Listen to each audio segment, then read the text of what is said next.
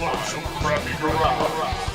It's the League of Extraordinary Genitals.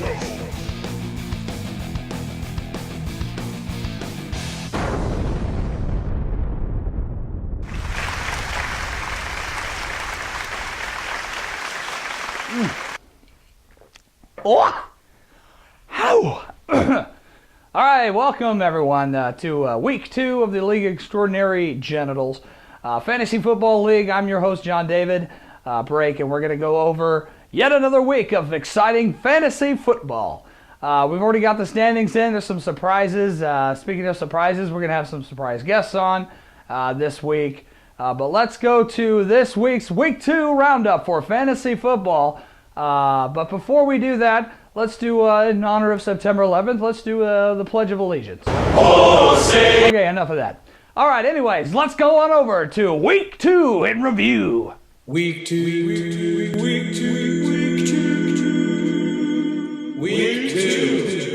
All right, this first one is a doozy. It's a rematch of last year's championship. It's nickel to nickel, defending champion versus the runner-up, Alpha King Kill You. Now, currently Yahoo has Alpha King Kill You taking this 161 to 158. This is probably going to be the closest one. This is why it's my game of the week. That's right, and I like Alpha King Kill You to take revenge for last year's championship loss over nickel to nickel. Andrew Luck had a surprise move. Matthew Stafford, since he's playing the 49ers, has been benched, and Andrew Luck has been picked off of the waiver wires and is starting. A bold and gutsy move by the owner, with me, in that game. And Run DMC had a lot of catches out of the backfield. This is a points per reception league. Look for Run DMC to have a great game. Also, CJ Spiller, big surprise this season for Fred Jackson, who's hurt, and Reggie Wayne, who's already Andrew Luck's favorite target.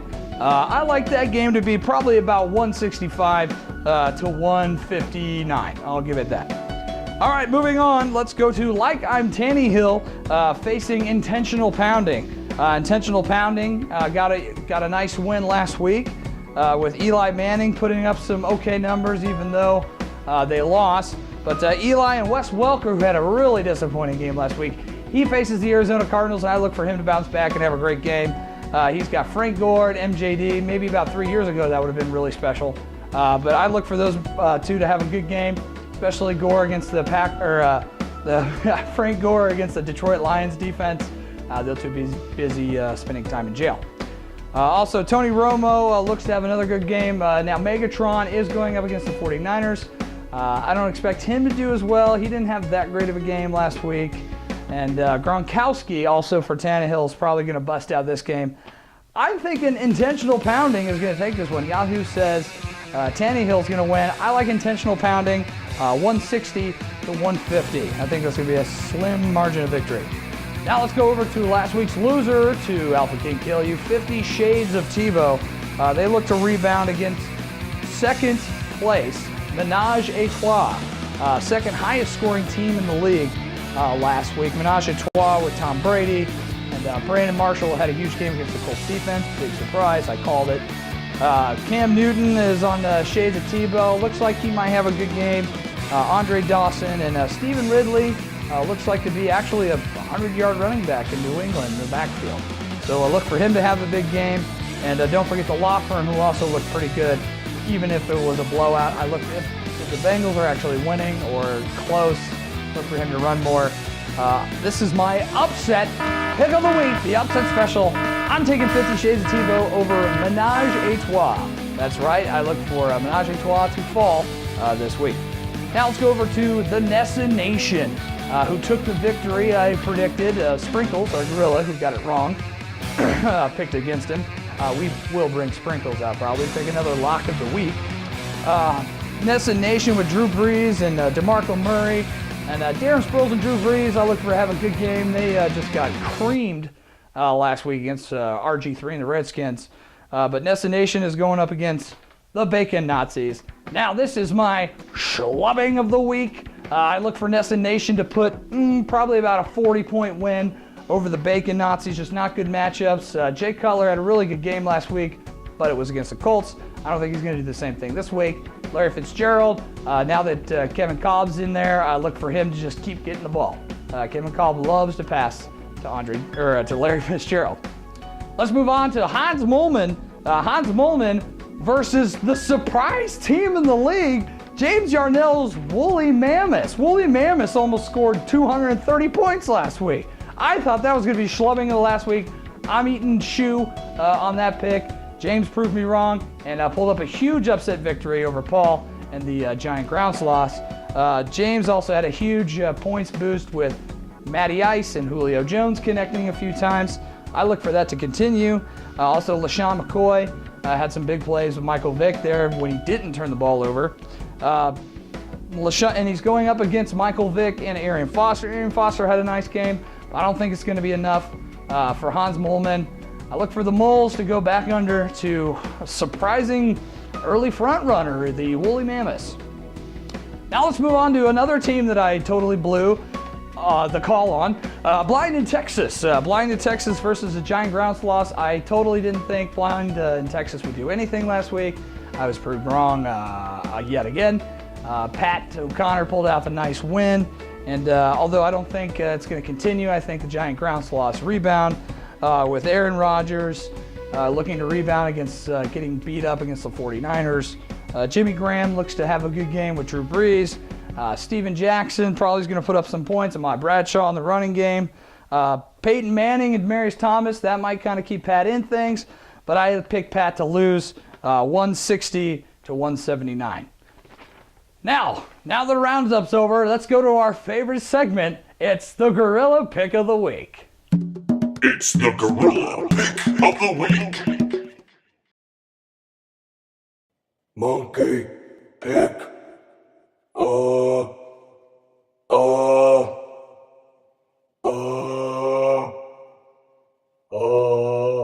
Hans Molman. All right, thank you, Sprinkles, for another exciting Gorilla Pick of the Week. All right, well, as usual, every week here on League of Extraordinary Genitals, we bring on one of you, the owners, in the league. This week is undefeated after 1 week and the second highest point total. Please welcome owner of Menage a Trois, Mick Joseph Barton. Mick, how you doing? What's going on, Johnny Dave or whatever his name is? It's John David. Oh, Johnny. Sorry. Okay. Why am I here? Well, Mick, as we do, I was going to get to that. Thank you for jumping the gun and being premature as usual. I want to know why I'm here. Well, what I want to do is kind of pick your brain. As we see here, we have the draft board. You had the second pick in the draft, which was not an easy pick. Oh no, this is the easiest. This is actually the easiest pick of my life. So then, why did you take Tom Brady over Aaron Rodgers? I'm gonna give credit where credit is due. Should Alan Nesson Nation not have picked Drew Brees, I would have picked him. You would have picked Drew Brees. I would have taken. It's the scoring system. It's the scoring system that you put in place. It favors highly efficient quarterbacks. It does. And I just had no. I don't think that Aaron Rodgers could repeat his masterful season of last year. No way.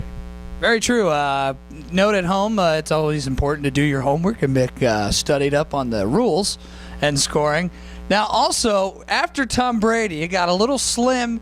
Wide receivers are also a very vital part of this league.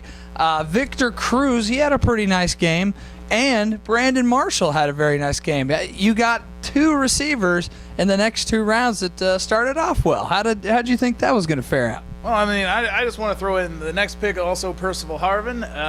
Three in a row, three wide receivers, because that's the way I like to do things. I completely like to leave out the running back position. I think it's toast. It's gone the way of other things like running backs or power backs or, the power I formation even.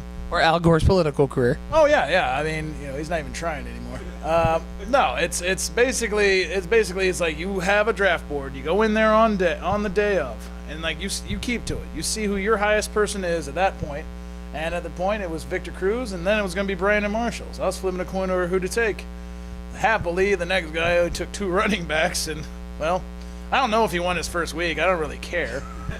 All right, Mick. Well, this week you play 50 Shades of Tebow. That's Abalash Reddy, who I beat last week. However, you weren't here for this segment, but I picked him as my upset special to beat you this week.